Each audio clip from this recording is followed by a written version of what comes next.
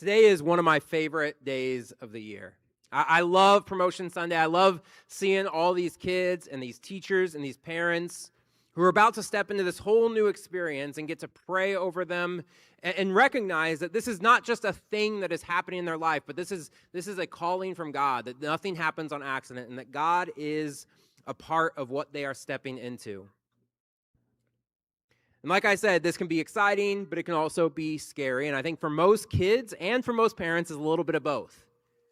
I know even as a parent, you get to meet the teachers and you think, okay, they seem great, they seem wonderful, but are they going to be great? Are they going to be wonderful? And you're worried for your kids. You're worried about trusting your kids in somebody else's care, all these different things. But you're also excited that your kids are going to be gone for 6 or 7 hours every day. And you're like, yes, I can breathe. I don't have to pay the babysitter anymore. There's excitement, but there's also some fear. It's hard when you step into something new. There's always that mix of excitement and fear. For kids, you're worried about whether my teacher's going to be nice, whether my friends will be in my class. Will that bully be back from last year? Am I ready for the new work, for the new course load, for all the different things? But honestly, kids, grown-ups feel the same way in life. When we face a big decision, we get nervous too. What job am I going to take? What are we going to move? Who am I going to marry?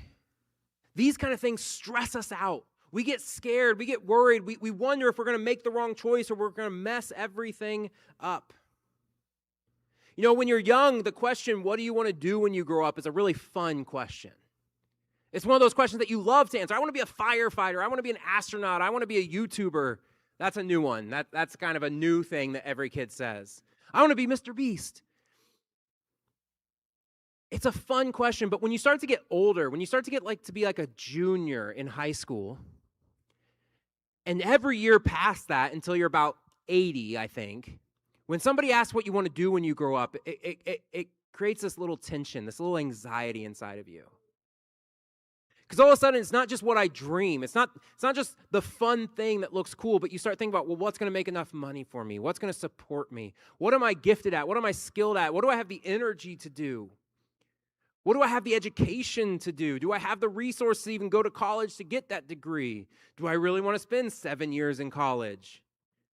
I tried to do that, and I wasn't even going for a doctorate. No, I'm just kidding.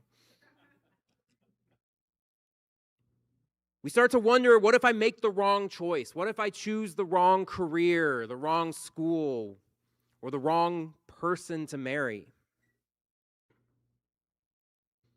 In church, we talk about a thing called God's calling. And I think sometimes when we talk about calling, we get the wrong idea. We make it sound like God has this very specific roadmap for your life, and there's a certain way that he wants everything to go, and if you make the wrong choice, you'll mess it all up.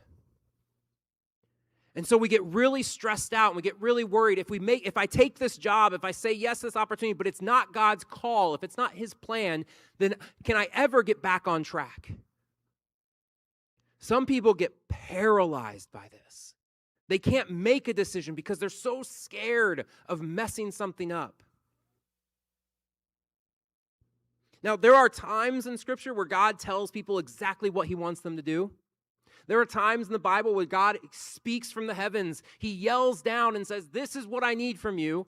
But a lot more often, we don't get to have that access.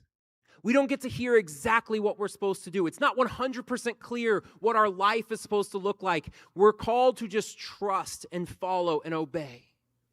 And so what is a calling? If it's not a clear voice from God, Evan, do this, then what is it? Because listen, I didn't become a pastor because God shouted down from heaven for me to do it. In fact, I became a pastor filled with fear and anxiety that I was totally screwing up. I had no idea if I was doing the right thing. I was just stepping into what I felt might be the way God wants to use my life. But there are callings. There are ways in which God has called us. And let me tell you, God has called you to something. God has called each and every one of us to do something. And I know at least two things that I can guarantee God has called for your life. The first and most important calling that you will ever receive is the call to follow Jesus. That calling is true for you. It's true for your kids. It's true for your grandkids. It's true for your friends. It's true for your neighbors. It's true for the people that you can't stand. Everyone has been invited to follow Jesus. The question is, do we answer that call? Do we say yes? In Matthew 4, Jesus calls his first disciples. And they're just going through their life. They're just doing their normal everyday routine. They're out on the shore casting nets to catch fish. It's the same thing they did the day before. It's the same thing they've done for the last 2 or 3 years. And it's the same thing they think that they're going to do for the rest of their life. They're going to throw a net and they're going to catch some fish. But then Jesus shows up and he calls out to these guys and he says these words, "Come, follow me, and I will send you out to fish for people." And at once they left their nets and they followed him. These guys have no idea what following Jesus actually means for their lives. Jesus does not tell them the roadmap. He doesn't give them an outline of all the struggles and dangers and difficulties that they're going to face when they say yes to the call to follow him. He just invites them to follow. And it's the same for us. I wish we knew all the things that following Jesus was going to cost us. Because there is a cost to following Jesus. There are going to be people in your life who just won't like you, all because you say yes to Jesus. There are going to be people who think differently about you just because you say yes to Jesus. There are going to be times in your life where you're going to have to sacrifice things that you want to have because you know Jesus is calling you to give those things up. He's telling you to let them go, to share them with others, to give things away when you would rather be able to keep it and buy an Xbox. But he says, surrender, release, share what you've been blessed with others. These guys had no idea. They just simply said yes. And they followed him. That means for each one of us, there isn't an age limit or a time limit or a commitment limit or an idea or skill limit to following Jesus. If you are here today, Jesus is calling you to follow him. He's inviting you into a relationship with him, and that is available to you if you are 7 years old, and it's available to you if you're 77 years old. You can say yes to the call of Jesus. These guys, they don't ask a bunch of questions. They don't get all the answers. They just say yes. They don't even go and pack their bags. They don't say goodbye to their families. They just begin to follow Jesus. And it's the same for each of us. Jesus does not call us when we got everything figured out. He does not call us when we've got our lives all cleaned up and looking perfect. He does not call us when we're no longer sinners. He doesn't call us when we're no longer anxious, when we're no longer afraid, when we're no longer struggling. He calls us right where we are. The question is, are we going to say yes? So if you've ever wondered, what is my calling? What does God want from my life? The very first answer to that question, before your job or your career or who you marry or what school you're going to go to, before any of that, the first answer is, will you say yes to simply follow him wherever he leads? No questions asked. No roadmap laid out in front of you. Are you willing to say yes to the call of Jesus, to be a part of his kingdom? Because the second call that Jesus gives us is he calls us to go on mission with him. One of the guys on that shore that day casting his net was a man named Peter. And Peter is one of my favorite characters because Peter is a complete mixed bag. Peter is super motivated. He's super excited. He's super passionate. He's bold. He'll speak up when nobody else will talk. And I resonate with that because my mouth moves faster than my brain sometimes. I'm often the guy who's like biting my own tongue in a meeting because I just want to talk. I'm the guy whose wife kicks him underneath the table when I'm talking too much at dinner. I resonate with Peter. Peter also gets himself into a lot of trouble. There's a lot of moments where Peter has these opportunities to do really amazing things for God, and he totally falls flat on his face. There's moments where Peter has opportunities to do great things, and he says the exact wrong thing, but Jesus never gives up on him. Peter's actually the one who denied Jesus 3 times when Jesus was being crucified, if you know that story. Now, when you read that story, it kind of feels like that should be disqualifying. I mean, if you had a friend who 3 times said, I don't want to be friends with them, I don't know them, I don't associate, wouldn't you kind of be like, I don't want to be your friend anymore? If you're going to deny me, then why would I want to hang out with you? But Jesus doesn't. Jesus invites Peter back into relationship, and Peter becomes kind of a leader in the church. When Jesus rises again from the dead and comes back, he tells Peter, you know what? It's on you. I'm going to build my church on your confession of faith. You're going to be a leader here. And Peter writes a letter to other churches that he's helping to guide. And one of those letters, we have it in the New Testament. It's called 1 Peter. There's another one called 2 Peter. They're really creative with their naming. But in this letter, Peter talks about what saying yes to Jesus really means for our lives.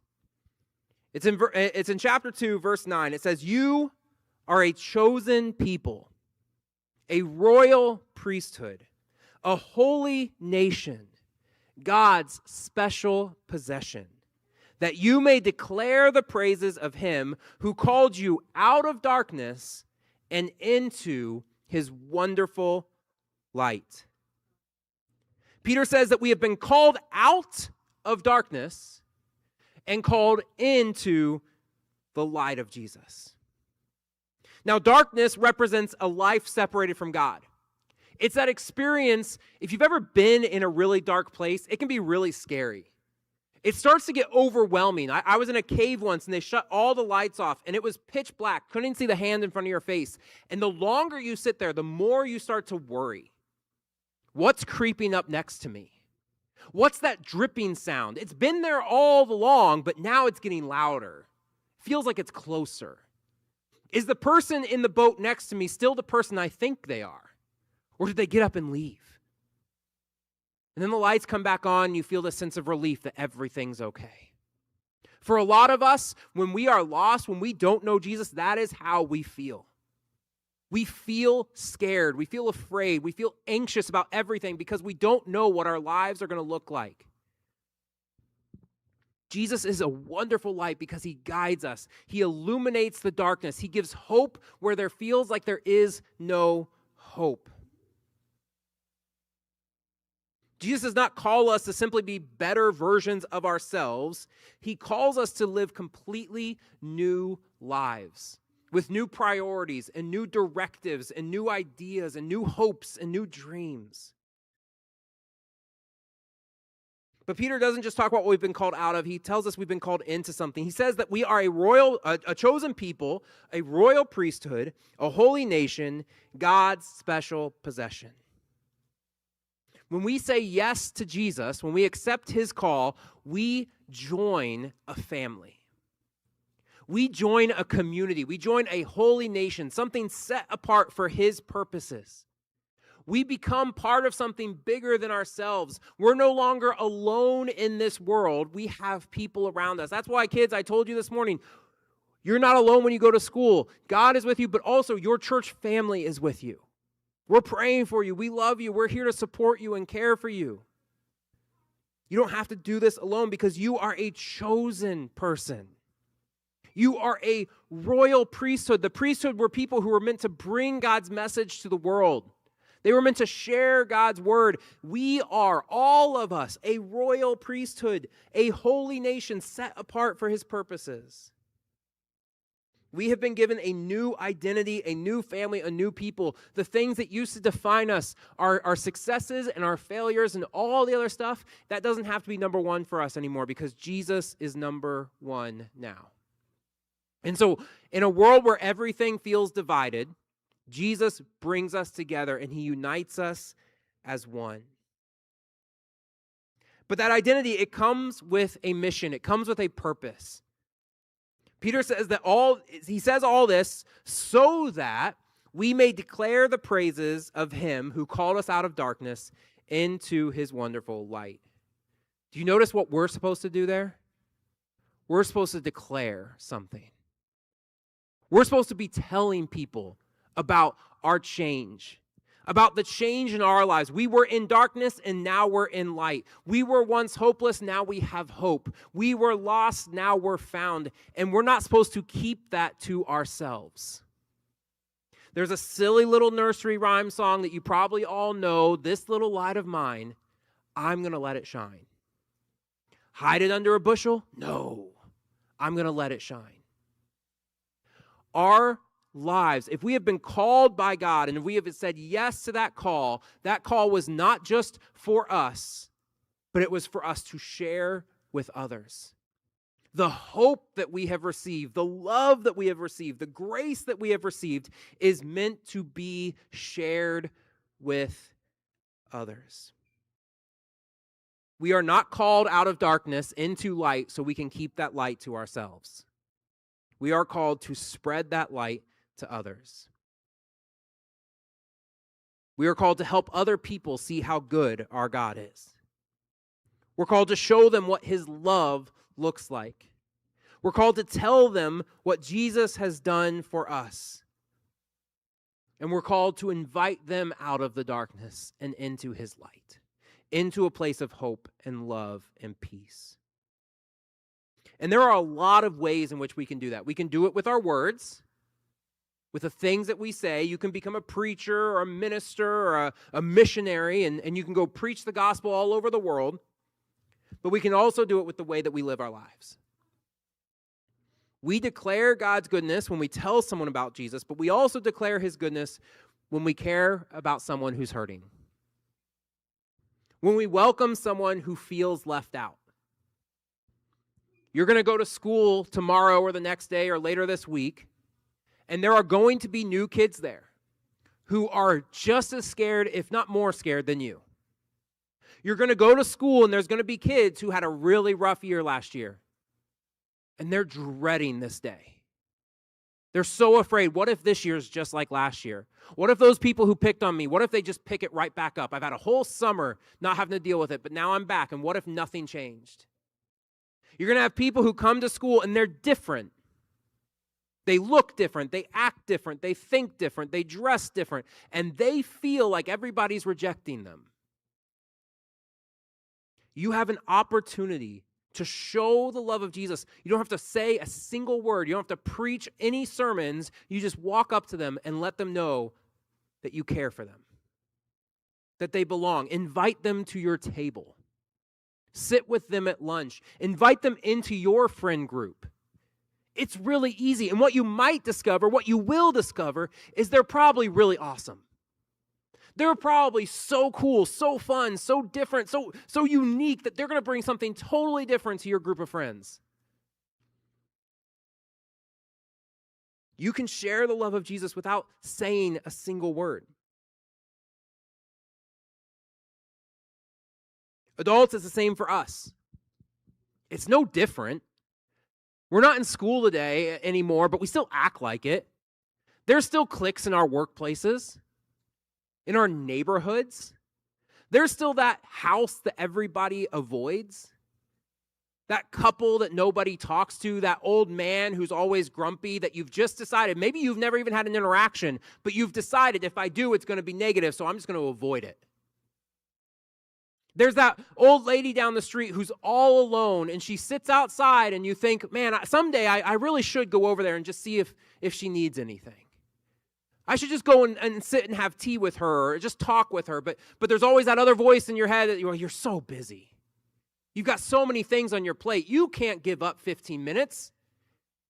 I mean, you've got to watch all the football games on Sunday. If you miss the Dolphins game, what do? We convince ourselves that somebody else will do it, somebody else will show them love, somebody else will care about them, somebody else will be kind, someone else will do it. Jesus has a calling on your life, and it has very little to do with the job you take or the person you date or any of that. It has a lot to do with how you live in those moments. Do you say yes when you feel that prompting? Do you suck it up and get brave and walk over to the kid who's all alone and just sit down with them? Maybe you don't even have anything to say. Maybe you have no idea what to do, but just sitting down next to someone can make them feel better because all of a sudden they're not alone anymore. When we do that, it's not about us. It's not about receiving glory and praise for us, but it's about bringing glory and praise to God. No matter what career, job, thing you do in your life, all of us have been called to be ministers. That might be a minister in the classroom. It might be a minister in your office. It might be in a construction site or a hospital or your neighborhood or even in your very own home. And your job might change 5, 6, 7, 10 times throughout your life. But your calling doesn't. Your calling remains the same. Whether you're working in the church or working at a gas station, you are called to minister to those who are in your sphere of influence.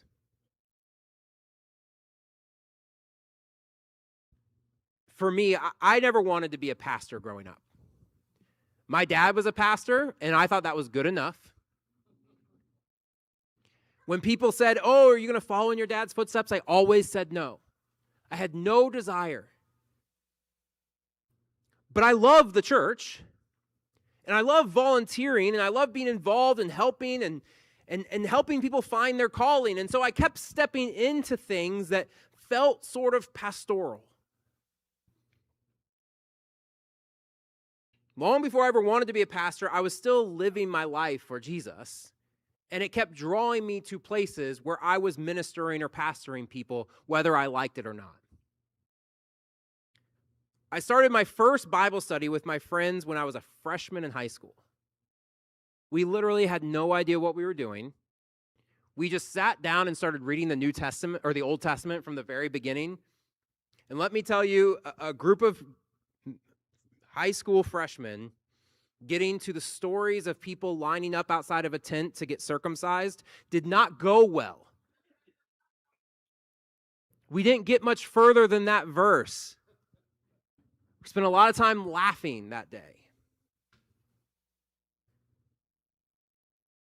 I started volunteering in my church at a very young age. I was running slides before I knew how to type. I served communion in children's church, mostly because when we took it back to the back room and there were leftovers, I got to eat and drink it all. I'm sure that's sacrilegious, right? I remember going to help my mom in the nursery take care of the little kids so I could skip children's church. Most Sundays, she would kick me out and tell me, go back to church. But every once in a while, she would have this kind little look in her eyes and say, okay, you can stay. And I get to play with the little babies. I never felt called at that point to be a pastor. In fact, I didn't want to at all. But I still felt called to be a part of what God was doing. I felt called to minister to my friends, to love my friends, to share the hope, the light, the marvelous, wonderful light of Jesus with those around me. Some of you kids might grow up to be pastors, missionaries, chaplains, worship leaders, or children's pastors, youth pastors. If God leads you in that direction, that is awesome. And let me say, it's a wonderful way to spend your life. Surround yourself with a lot of support, because it's not always easy, but it's a wonderful way to spend your life. But you don't have to become a pastor to become a minister. Every follower of Jesus is called to carry his light into this world. So this morning I want to leave you, as I kill an ant on my paper, I want to leave you with 3 simple reminders as you head back to school. And our worship team is going to come back. We're going to continue worshiping this morning. Here's 3 things I want you kids to remember. You adults, you can write these down too, because this will help you. First, remember who you belong to. Before you belong to a classroom or a team or a group of friends, you belong to Jesus. You are his, and he is yours. He loves you. He cares for you. He'll never leave you. He'll never forsake you. He'll never let you down. He will be there in the good times and the bad. There are going to be a lot of people that will come in and out of your life, both in the church and outside of it. But Jesus is constant. You can lean on him. You can rely on him. You can turn to him any time you want. When I was a teenager, I was just this emo kid listening to Taking Back Sunday and all these different emo bands, feeling sad, wearing black all the time, thinking nobody understood me. But I realized real quick that there was somebody who understood, and that was Jesus. I realized he got me. Nobody else seemed to, but he got me. And when everything else hurt, he was there. When I was all in my emotions, I just wanted to cry and listen to Dashboard Confessional and cry about girls not liking me enough, I could pray to him and he was there to listen. So remember who you belong to. Second, share the light of Jesus with someone this year. You have an opportunity. Pay attention on day 1. Who is alone? Who looks worried? Who looks scared? Who looks nervous? Who's the person who just looks like they're having a really bad day? Ask yourself when you see that, how can I help this person see the love of Jesus in my life? How can I share the hope that I have with them? And finally, take the next step. Whatever step of faith God is calling you to do, he might not be calling you to become a minister tomorrow, but he might be calling you to take a step. And if God is calling you to take a step, you don't have to have your whole future figured out. You don't have to have all your plans laid out in front of you. Just say yes to the thing God is calling you right now. It might be something as simple as laying down your net and following him. So this morning, we're going to continue worshiping. We're going to continue praising him. But I do want to give you an opportunity. If you are here today and you don't know Jesus, if you have not yet said yes to that very first call in your life, we want to give you an opportunity to respond. You can do that today. We're going to have some prayer warriors, prayer partners up here in the front. If you want to receive Jesus and you just don't know what that looks like, what that means, what that's going to be, you don't even know how to begin to say the words, we will be up here to pray with you and to help guide you through that. And that is available to anyone and everyone, even if you've been coming to church for years. If you know in your heart there's something you still need to surrender, we are here for you and to pray with you. If you're just struggling this morning, if you're worried about school, if you're worried about life, if you're worried about your friends or whatever it is, we're here to pray with you for that too. So no matter what you're going through, you don't have to do it alone. So we invite you as we stand together and worship this morning, you can come forward and receive prayer. And you can say yes to whatever step God is calling you to take. Let's stand and let's worship.